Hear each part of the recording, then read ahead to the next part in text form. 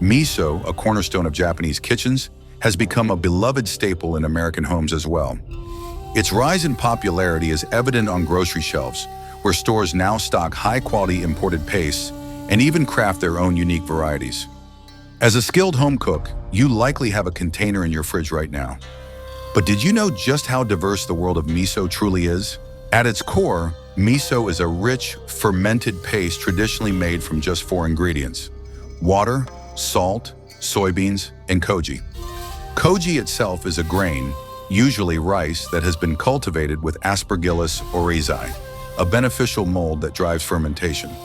Yet from this simple foundation comes incredible variety.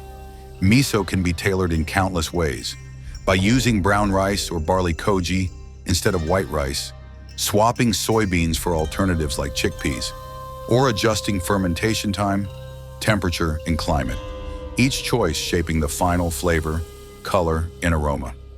In this video, we are going to break down for you the three main types of miso paste, how to use them, and what they taste like.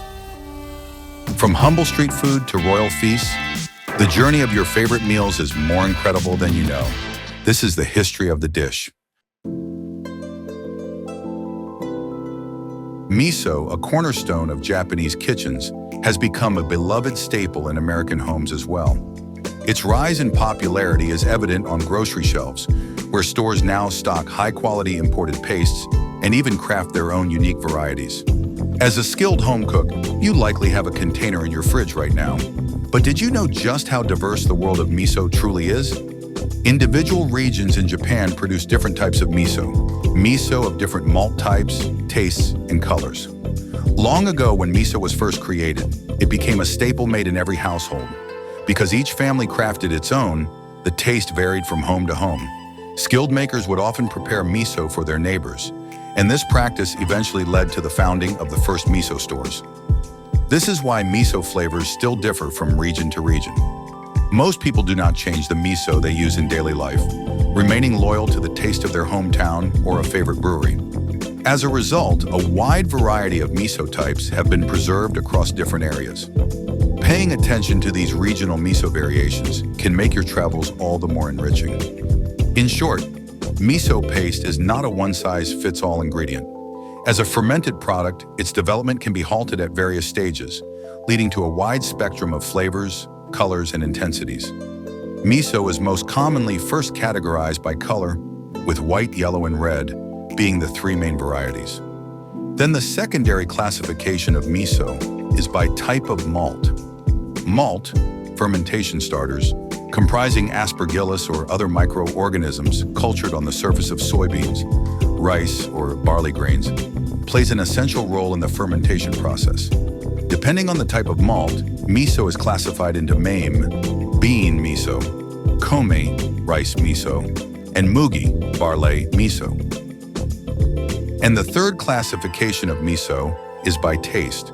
According to the degree of saltiness, miso is classified into amakuchi, sweet, and karakuchi, salty. While the salt content determines the saltiness, the sweetness is determined by the proportion of malt. The shade offers clues to its fermentation time, ingredient ratios, and depth of flavor. Lighter miso tends to be milder and sweeter, while darker miso is richer, saltier, and more robust. I often hear questions like, which miso is best for which dish? What do Japanese restaurants use in their miso soup? I've never cooked with miso. Where should I start? If you've wondered the same, let's explore the three primary types of miso paste and how to use them. White miso, aka Shiro miso. White miso, known in Japan as Shiro miso, is a young, sweet, and subtly savory fermented paste that serves as a foundational ingredient in both traditional and modern cooking. It achieves its characteristic color, ranging from creamy white to a pale buttery beige, and its mild flavor due to a shorter fermentation period, often just a few weeks to several months. This brevity is key. The process is halted early, preserving a higher residual sweetness from the grains and resulting in a lower sodium content compared to longer-aged misos. The recipe for Shiro miso typically uses a high proportion of rice koji, rice cultured with the Aspergillus oryzae mold, to soybeans, sometimes as much as 2.1. This abundance of rice not only fuels the rapid, gentle fermentation, but also directly contributes to its notable sweetness and low saltiness. The texture is generally smoother and more spreadable than that of its darker, aged counterparts. While its gentle umami beautifully enhances salad dressings, light soups, like a delicate miso shiro, and creamy sauces or mayos, its versatility shines especially in contemporary applications. The mild, sweet profile makes it an exceptional secret ingredient for baking and desserts. A tablespoon or two incorporated into cookie dough, buttercream frosting, or an ice cream base imparts a complex, rounded depth that balances sweetness without overt saltiness. It can even be spread simply on toast, perhaps with a drizzle of honey, for a savory sweet treat. For anyone new to the world of fermented flavors, Shiro Miso is the perfect, approachable gateway. Its forgiving nature allows for liberal and experimental use, inviting beginners to explore the dimension of umami without fear of overwhelming a dish. Next in line is yellow miso, traditionally known as Shinshu miso, a name derived from the historic Shinshu region, modern-day Nagano prefecture, which is renowned for its high-quality miso production. This variety occupies the flavorful middle ground between sweet white and robust red miso.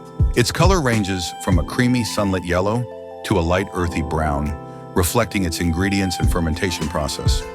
While many misos use rice as the primary koji, fermentation starter, classic Shinshu-style yellow miso is typically made from soybeans fermented with barley koji and sometimes a small amount of rice.